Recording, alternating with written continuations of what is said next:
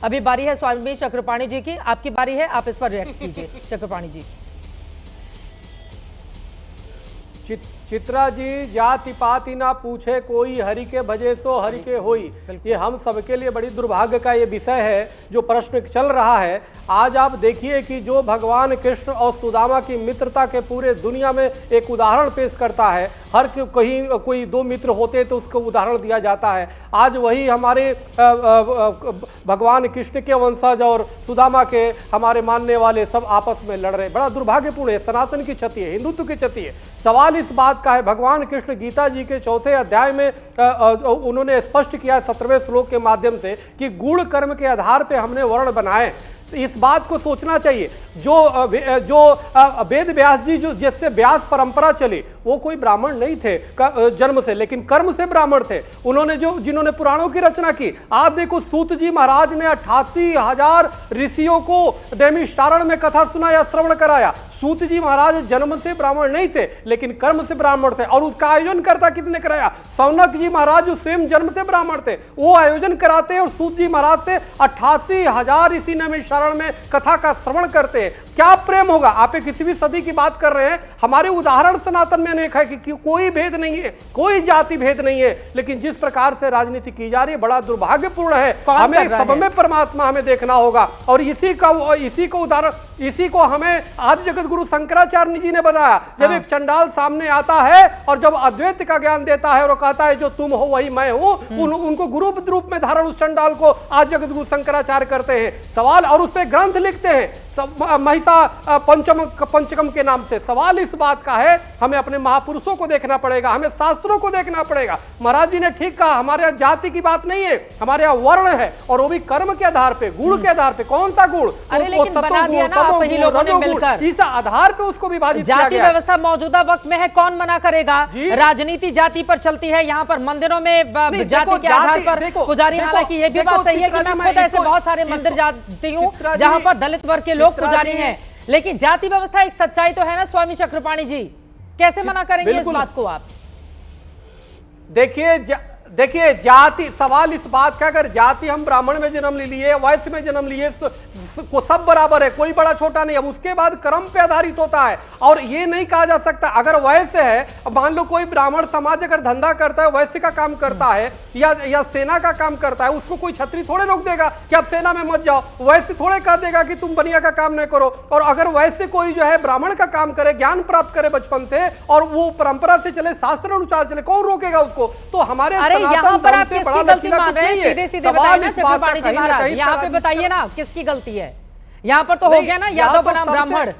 चित्रा जी, वही मैं कह रहा हूं, सबसे पहले नहीं, गलती आप देखो, एक छोटी सी चिंगारी पूरी आग लगा रही है। वहां पे सबसे पहले गलती, आखिर जिसने कथावाचक को बुलाया, चोटी कौन काटता था? चोटी पहले असुरों की श्री उतार के देख लीजिए, सबसे पहले असुर काटा करते थे दूसरे की चोटी किसको काटने का अधिकार है भाई? आज कोई दूसरा काटा होता था, इसी पे देखना भयंकर युद्ध होता। तो ये चोटी काटना सबसे बड़ा अपमान था, सनातन का अपमान है, हिंदुओं का अपमान है। आप चोटी किसी का काट देते हो, अरे भाई नहीं पसंद है, उस दूसरे बुला लो कथावाचक को। लेकिन जातीय जिस प्रकार के संघर्ष दिखाई दे रहे हैं, बहुत दुर्भाग्यपूर्ण है, और ये कहीं ना कहीं इसको विराम लगना चाहिए। हम सब बहुत दुखी है इससे, और हम चाहते हैं कि ये ठीक बात नहीं है। इसे जो रामकृष्ण की धरती, उत्तर प्रदेश की धरती है, और वहां पे इस प्रकार से संघर्ष हो रहा है। हमारे यदुवंश भी भगवान कृष्ण के वंशज है, हमारे ये ब्राह्मण समाज ने भी इसके लिए काम किया, सबने किया, लेकिन हमें लगता है कहीं ना कहीं छोटी। आप जरा सोचिए, भगवान कृष्ण यदुवंश के, और अगर यादव जाति का कोई कथावाचक बन जाता है तो उसको लेकर इस तरह का वैमनस्य।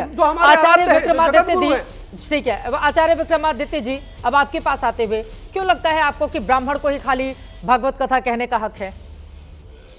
कहाँ लिखा है? सब आप सब विद्वजन आपको समझा ही रहे हैं, इतने बड़े बड़े उदाहरण दिए आपके समक्ष, कहाँ कोई ऐसी बात की जाती है? आज की तारीख में देख लीजिए कितने बड़े बड़े संत हैं, जो भी संत हुए हैं। आज इस वक्त एक बड़े संत है जिनका नाम स्वामी बाबा रामदेव है, अहीर जाति के हैं। बिल्कुल, पूरा समाज उनका अनुसरण कर रहा है, कोई उनको बोलता है, सब उनके चरण छूते हैं, सब उनका आशीर्वाद देने के लिए ललायित रहते हैं। इसी प्रकार से बहुत सारे और बातें आप मुझे बताइए, रितंबरा इत्यादि, ये समस्त जितने विभिन्न बड़े बड़े उद्भट विद्वान है। किसी ने पूछा, कभी आप स्कूल जाते हैं तो क्या पूछते हैं टीचर के? लेकिन आपको पता चल जाता है कि टीचर कितना पानी में है, कितना ज्ञान रखता है। जिन व्यक्ति की बात हो रही है, भदौरिया जी ने ऐसा खेल रचा है कि वो अपनी सारी गलत बातों को छुपाने के लिए।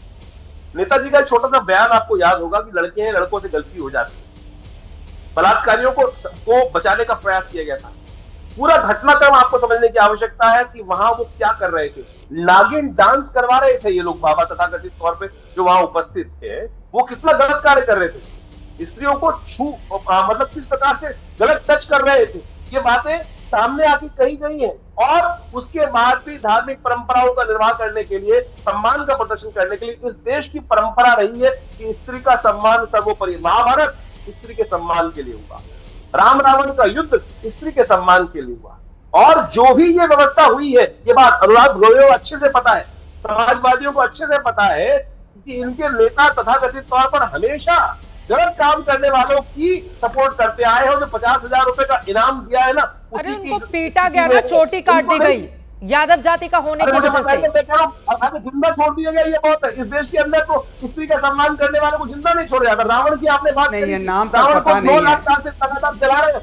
रावण को 9 लाख साल से लगातार जला रहे हैं। अरे आप जिनको पीटा गया उनका नाम याद है आपको? अरे जिनको पीटा गया उनका नाम याद है? जिनकी चोटी काटी गई आपको नाम पता है? जिसके बाल मुड़ाए गए उनका नाम पता है आपको?